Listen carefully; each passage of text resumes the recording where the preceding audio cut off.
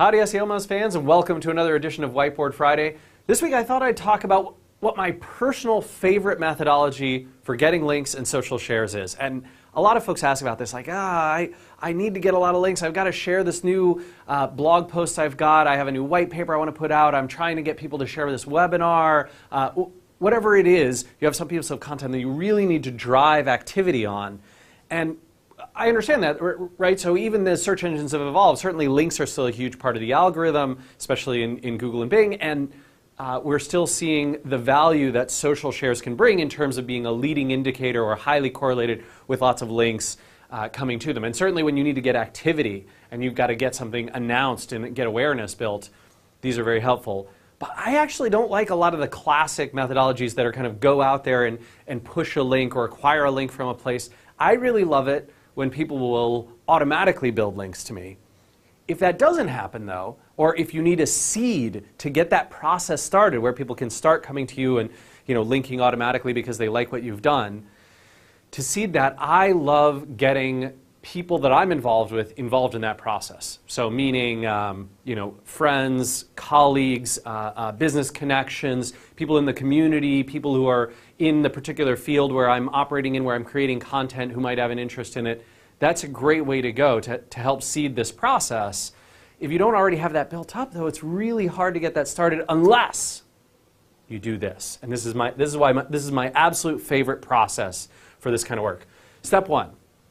Go out and assemble a list, as big or as small as you want. It could be as niche or as widespread as you want, of people, friends, colleagues, people who you admire, whom you would like to help out, meaning you want to help them promote their stuff.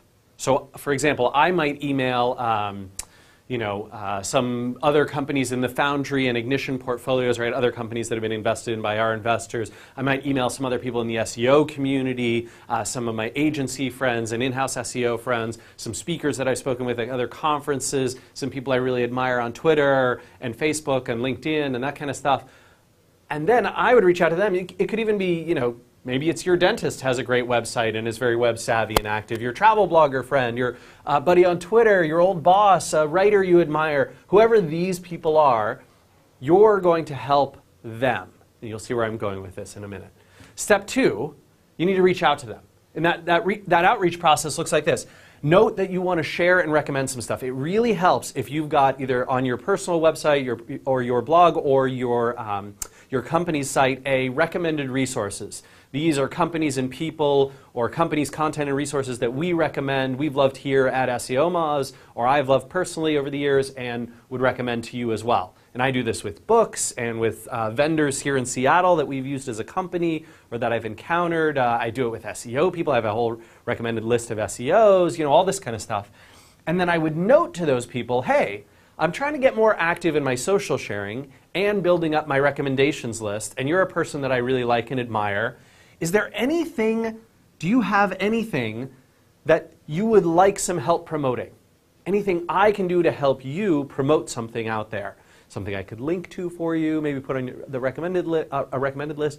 I could socially share this, I could tweet it, I could put up a Google Plus post about it, and keep that email just short and friendly. And you can reuse a lot of that same email.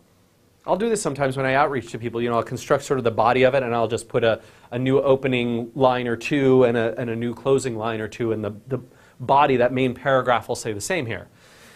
And then people will reply to you. They'll be like, oh my gosh, Rand, that's awesome of you. Yeah, actually, I wrote this post last week. It hasn't got a ton of attention, but I think it's a good one. Would you help share it? I think you've got a community of technology people who'd really care about this. Or, yeah, actually, my friend runs a cleaning service here in Seattle, and I would love if you could reference them. That'd be a great citation for them. Terrific. Great. Now I am going and helping out all of these folks. And in the future, right after I've helped all the peoples, next time you need help promoting something, whatever it is, you have a group, you have a list of folks that you've already helped out with, and so you can reach out to them again and say, hey, I have this thing, and if it's not too much trouble, I would love some help promoting it. And I wouldn't do that, the same. This is not a direct reciprocation like, well, I did this for you, so now you do this for me. This is just seeding the pot. You're creating a positive impression with these folks, and trust me, a lot of the time, if you do this, even if you don't have something to promote, if you do this for people in your network and people in your world, just try and make their lives better, try and promote their stuff, they will automatically be incented for the next few months to do something nice for you. If they can think of anything, they will try and do it for you. They will be more likely to help you out. And if you do ask for a share, you'll be more likely to get it. This process is very, very effective in getting results and getting a group of folks who can help you share. I highly urge you to do this. And I think the wonderful thing about this is, well, you're going to help all these people before you ask for any help yourself, which is a great thing too. All right, everyone, hope you've enjoyed this edition of Whiteboard Friday, and we will see you again next week. Take care.